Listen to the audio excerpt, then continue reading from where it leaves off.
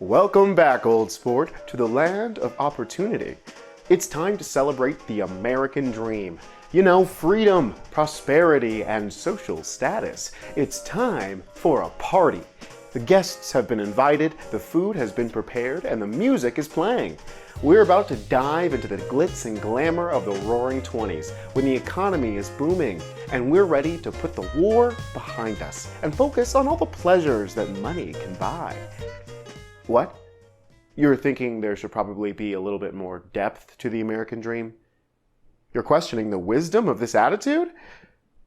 Okay, well, maybe there were some doubters back in the '20s too, but this ongoing prosperity party was the prevailing attitude and chosen lifestyle for many.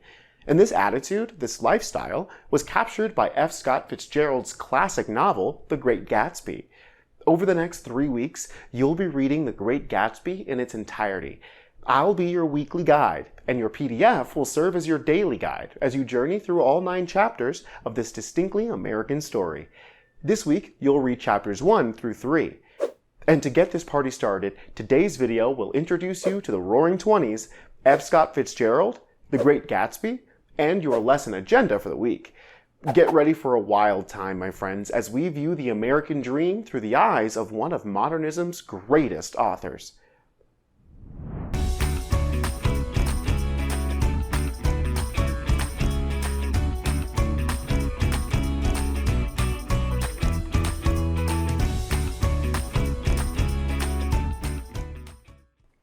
Modernism.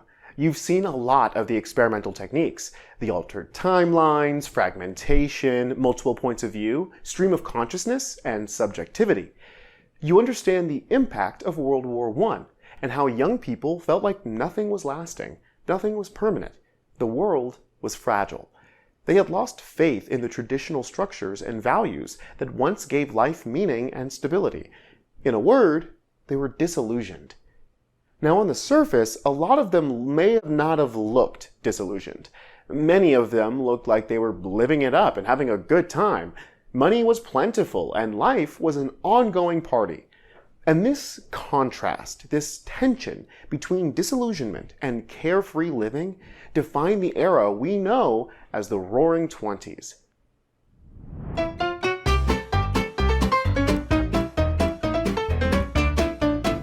The Roaring '20s. It was a time of prosperity in America. People were earning money and buying consumer goods like cars. Cars could take you to parties where you could show off daring new fashions, like dapper suits and short sleeveless dresses. Movies were all the rage, and movie stars were becoming big celebrities. They danced to that new music called jazz. They indulged in alcohol, even though, at the time, it had been outlawed by the 18th Amendment. And they basically lived it up and had a swell time. Right? Or maybe it wasn't that swell after all. There was definitely a lot of wealth in the 1920s, for some people. Kings of industry had been building wealth for quite some time and passing it along to their children and grandchildren. Their wealth was known as old money because they'd had it for generations. They'd made connections with other wealthy people, and they knew all the unspoken rules and etiquette that went along with high society. But as new industries were growing, a lot of new wealth was being established too. These were the folks of the new money class. And they didn't have connections that had been built over generations or an understanding of the social rules and expectations that defined the old money class. And of course, not everyone was wealthy. Beneath all that old and new money, there were a lot of people working for low wages to manufacture the goods that were generating wealth for others. Women were granted the right to vote, but still fought for other rights. African Americans were held back from opportunity by Jim Crow laws and threats of violence. And a lot of veterans were still trying to overcome the physical and psychological consequences of World War I. It makes you wonder, do you think that for some of these people, the appearance of a carefree, jam-packed, exciting lifestyle may have been a way to mask the disillusionment? Let's take a closer look at an author who dared to look behind the mask. His name was F. Scott Fitzgerald.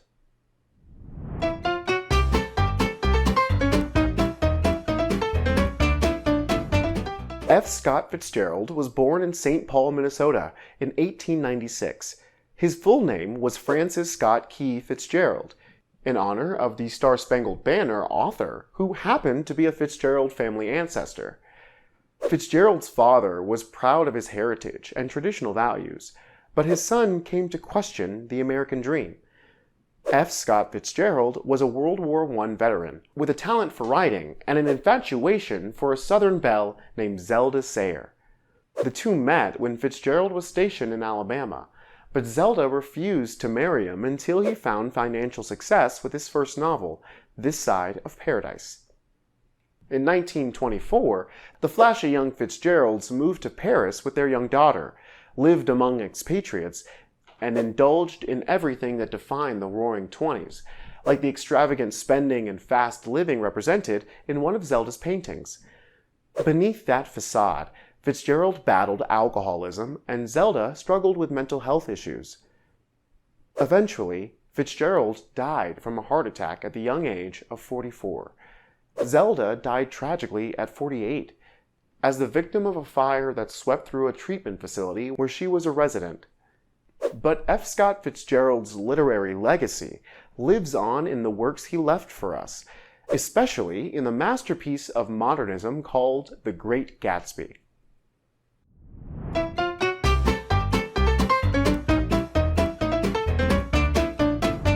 The Great Gatsby was published in 1925. Fitzgerald was proud of the book, but it got a lukewarm reception by the critics and the public, and all that's left of the 1926 silent film adaptation are a few photos. It wasn't until many years later that The Great Gatsby came to be considered a true masterpiece, and multiple film and stage adaptations sprang to life. The story is set in 1922, when a guy named Nick Carraway rents a cottage in a place called West Egg, not far from New York City. His neighbor is a mysterious character named J. Gatsby, a wealthy and extravagant new money icon. Gatsby throws these tremendous parties and spends money with reckless abandon. Nick's cousin, Daisy, lives with her husband, Tom Buchanan, in neighboring East Egg. East Egg happens to be an old money community. As you've probably guessed, there's tension between the new and old money sets, but that's not the only source of conflict in the book. There's a lot of romantic conflict as well. Jay Gatsby is in love with Daisy Buchanan. Daisy is married to Tom, who really isn't that nice of a guy, and Tom is having an affair with a woman named Myrtle, who lives with her mechanic husband in the Valley of Ashes. Yeah, you heard that right. The Valley of Ashes. It's an industrial community that's dark, dirty, and burdened. There are a lot of class distinctions in this book, mirroring the class distinctions in the 1920s. Fitzgerald really leans into a few literary devices in this book. Point of view is very important here. The story is told by Nick Carraway, and we only see things through his eyes. We're limited to his tone, his opinions of others, and his perceptions of what's going on. Fitzgerald also likes to use a lot of symbolism. Watch for some objects that might be representative of an abstract concept. No spoilers here, but let me just say, pay attention to things like the green light and the eyes on the billboard in the Valley of Ashes. Also, be on the lookout for some foreshadowing. You know, that device where authors plant little hints of big things that are coming and smaller events that lead up to them. And, of course, this is a work of modernism, so you're going to find themes dealing with disillusionment. Maybe the whole book is Fitzgerald's social commentary on American society in the 1920s. Okay, let's take a quick look at the week ahead. During days 1 through 4, you'll have PDF readings and activities followed by online practice. On day 5, you'll answer reflection questions, refresh your writing skills, and create a character map containing the 6 main characters you'll meet in chapters 1 through 3. After that, you'll round out day 5 with your lesson assessment. Okay, old sport, it's time to travel back to the Roaring Twenties and meet one of the most compelling characters of modern literature, Jay Gatsby. Hey.